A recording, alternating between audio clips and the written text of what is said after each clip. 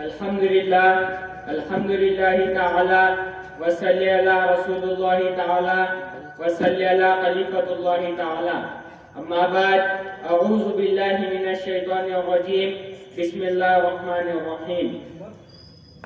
Wa idh ibtala Ibrahima rabbuhu bi kalimatin fa'atammahunna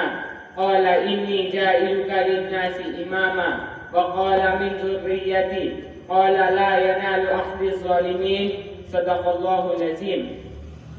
قابل احترام فقرائے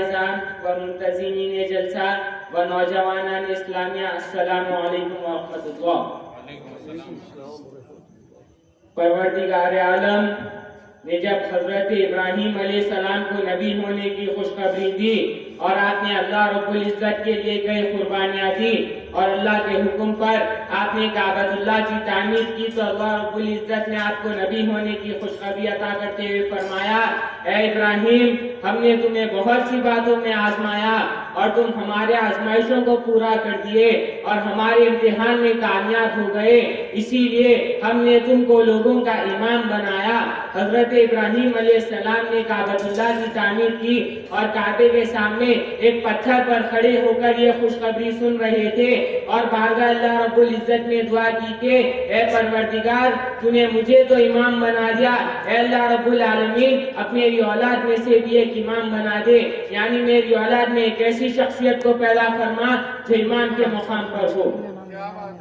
حاضرین محترم، حضرت ابراہیم علیہ السلام جو اللہ کے خلیل ہے، اللہ نے جسے نبی بنایا، اللہ نے جسے لوگوں کا امام بنایا، وہ دعا کر رہے ہیں کہ میری اولاد میں سے بھی ایک امام کو پیدا فرما. میں اس مقام پر یہ بھی واضح کر دوں کہ بندے کی جتنی معلومات ہے، حضرت آدم سے لے کر لاکھوں کروڑوں لوگ دنیا میں آئے، جس میں انبیاء بھی ہے، اولیاء بھی ہے، اصفیاء بھی ہے، اتقیاء بھی ہے، شہداء بھی ہے، صدیقین بھی ہے، عابدین بھی ہے، زاہدین بھی ہے، مفسرین بھی ہے، مبلغین بھی ہے، نیک بھی ہے، ہر طرح کے لوگ ہیں، لیکن کسی کی پیدائش کے لیے یوں دعا نہیں کی گئی ہے، اور اگر کی بھی گئی ہوگی تو قرآن میں بیان نہیں ہے. صرف دو ہی ہستیوں کے لیے دعا کی گئی ہے، ایک تو وجہ تخلیق کائنات حضور محمد مصطفیٰ صلی اللہ علیہ وسلم، اور دوسرے حضرت ابراہیم علیہ السلام ایمان کی کر رہے تھے اور اللہ رب العزت نے حضرت ابراہیم علیہ السلام کی دعا کو قبول کر لیا اور قبولیت کی نشانی میں ایک گواہ بھی رکھا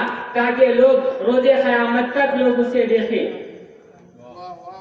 حضرت ابراہیم علیہ السلام اپنے پروردگار سے گفتگو کر رہے تھے، بندے اور رب میں باتیں ہو رہی تھی اور اللہ نے گواہ رکھا تھا، ایسا گواہ رکھا تھا کہ آج تک بھی لوگ اسے دیکھتے ہیں. جن لوگوں کو اللہ نے عقل و فہم عطا کیا وہ اس گواہ کو دیکھتے اور حضرت ابراہیم علیہ السلام کی اس دعا کو یاد کرتے جس میں حضرت ابراہیم علیہ السلام نے اپنی اولاد میں سے ایمان کو پیدا فرمانے کی دعا کی تھی اور اللہ نے اس دعا کو قبول کر لیا. اور 12 ذی الحج 901 ہجری میں دنیا نے حضرت ابراہیم علیہ السلام کی اس دعا کو قبول ہوتے ہوئے دیکھا. کس مقام پر دعا قبول ہو رہی تھی؟ اس مقام پر دعا قبول ہو رہی تھی جس مقام پر دعا کی گئی تھی. ایک نورانی شخصیت مقام ابراہیم کے پاس حج کے موقع پر اعلان کیے جا رہے ہیں کہ میں وہی امام مہدی ہوں جس کی بشارت آپ صلی اللہ علیہ وسلم نے دی تھی.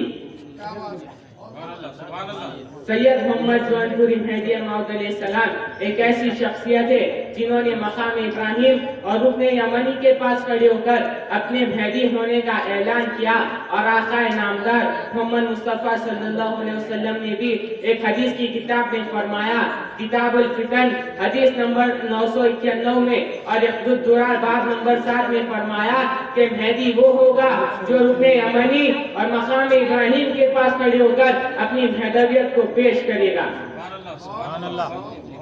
حاضرین محترم،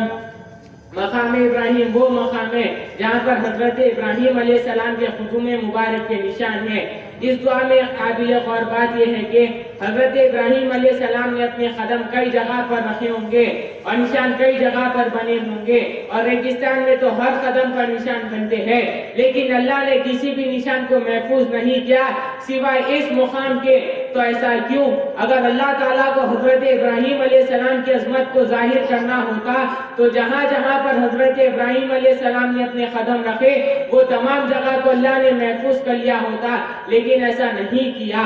آپ نے تقریر کی شروعات میں سماعت فرمایا ہوگا کہ جب حضرت ابراہیم علیہ السلام کو اللہ نے امام بنایا تو انہوں نے مہدی موعود علیہ السلام کو اپنی اولاد میں پیدا فرمانے کی دعا کی تھی، اور اللہ نے اس دعا کو قبول کر لیا تھا اور قبولیت کی نشانی میں ایک گواہ رکھا تھا تاکہ لوگ مقام ابراہیم کو دیکھیں اور حضرت ابراہیم علیہ السلام کی اس دعا کو یاد کرے جس میں انہوں نے مہدی موعود علیہ السلام کو اپنی اولاد میں پیدا فرمانے کی دعا کی تھی۔ حاضرین محترم، اللہ تعالیٰ نے حضرت ابراہیم علیہ السلام کے مقام کو اتنا بلند کر دیا کہ اللہ نے ان کو اسلام عطا کر دیا، نبوت عطا کر دی، رسالت عطا کر دی، خلیل اللہ کہہ کر پکارنا شروع کر دیا، اولو العزم انبیاء میں ان کا نام شمار کر دیا۔ اس سے بڑھ کر اور کیا چاہیے؟ تو حضرت ابراہیم علیہ السلام نے فرمایا اے اللہ رب العزت، تو نے مجھے خلیل اللہ کہہ کر پکارنا شروع کر دیا، مجھے رسالت عطا کر دی، نبوت عطا کر دی، اولو العزم انبیاء میں میرا نام شمار کر دیا، انبیاء کے والد بنا دیا، مجھے مہدی کی نسبت عطا کر دے۔ آج نوجوانوں کو مہدویہ کے کتب کے مطالعہ کی بہت ضرورت ہے، جیسے کہ آپ کو پتا ہوگا کہ مہدی موعود علیہ السلام کا مقام کتنا بڑا ہے اور ان کا تذکرہ قرآن میں کدھر ہے۔ آج ہم نے اپنے بزرگوں کی کتاب نہیں پڑھتے، اسی لیے جب ہمارے نوجوانوں سے کوئی پوچھتا ہے کہ مہدی موعود علیہ السلام کا ذکر قرآن میں کدھر ہے تو وہ پریشان ہو جاتے ہیں۔ اسی لیے یہ حقیر بندہ اپنی گفتگو کو مکمل کرنے سے پہلے ایک پیغام دینا چاہتا ہے۔ دنیاوی مصروفیات سے وقت نکال کر دینی کتب کے مطالعہ کیجیے تاکہ ہم اپنے مذہب کو سمجھ سکے اور خود باعمل ہو کے دوسروں تک یہ پیغام پہنچا سکے کہ ہم نے جسے مہدی موعود مانا وہ سید محمد جوانپوری کتنے سچے ہیں، اور ان کا مقام وہیں پر پورا ہوتا ہے جہاں پر حضرت ابراہیم علیہ السلام نے ان کے لیے دعا کی تھی۔ اسے قرآن میں یوں بیان کیا گیا، وَإِذِ ابْتَلَىٰ إِبْرَاهِيمَ رَبُّهُ بِكَلِمَاتٍ فَأَتَمَّهُنَّ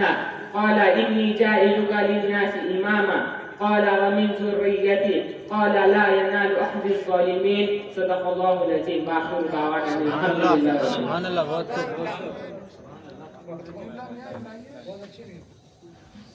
ابھی آپ نوجوان مفرد نجی اللہ علی صاحب کو سماعت فرما رہے تھے، بہت ہی خوبصورت انداز میں آپ نے ہم سب کو مخاطب کیا ہے۔ میں جناب محمد یوسف مہدی مہمان آپوں سے خواہش کرتا ہوں کہ آپ آئے اور اپنے کلام سے ہمیں محدود فرمائیں۔ محمد یوسف مہدی۔